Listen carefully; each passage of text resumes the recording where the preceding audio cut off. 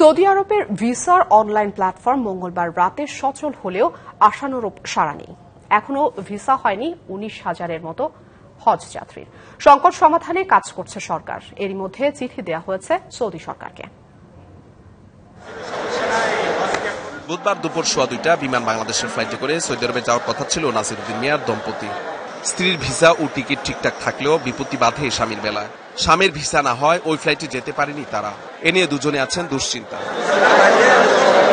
আমাদের সবকিছুই সম্পূর্ণ হয়েছিল খুব ভালোভাবে, তো ওনারা বললো যে 3 দিনের মধ্যে ভিসা হয়ে যাবে। আমাদের আজকে 2টা ফ্লাইট ছিল, তারপরে আমার বরের ভিসা হয় নাই, কারণ আজকে যেহেতু উনার হয় না আমি তো একা যেতে পারবো না, এই জন্য আমাদের এটা পরবর্তীতে স্থগিত করা হলো।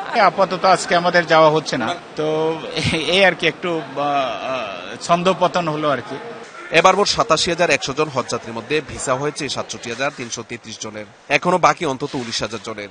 এই সমস্যা সমাধানে সৌদি সরকারকে চিঠি দিয়েছে ধর্ম উপদেষ্টা।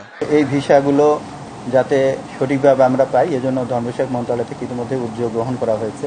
ধর্ম বিষয়ক মন্ত্রণালয়ের মাননীয় উপদেষ্টা মহোদয় ইতিমধ্যেই সৌদি হজ ও উমরা মন্ত্রণালয়ের মাননীয় মন্ত্রীকে উদ্দেশ্য করে একটি ডিও লেটার প্রেরণ করেছেন এবং ওনারা এই বিষয়টা নিয়ে সেখানেও সভা করেছেন। ভিসা সংক্রান্ত জটিলতা যারা নির্ধারিত ফ্লাইটে সৌদি আরবে যেতে পারছে না তাদের বিষয়ে কাজ করছে হজ অফিস। সৌদিস্থ হজ অফিসের আমাদের কাউন্সিলর এবং কনসাল হজ তারা কিন্তু নিয়মিতই হজ ও উমরা মন্ত্রণালয়ের সঙ্গে যোগাযোগ অব্যাহত রাখছেন এবং তারা আমাদেরকে আশান্বিত করেছেন যে কয়েকটি বিষয় ইতিমধ্যে পেন্ডিং রয়েছে, সেগুলো দ্রুতই নিষ্পত্তি হবে।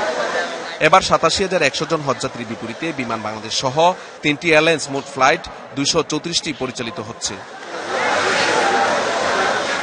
Mahmudul Hasan Nazim, DBC news, Dhaka.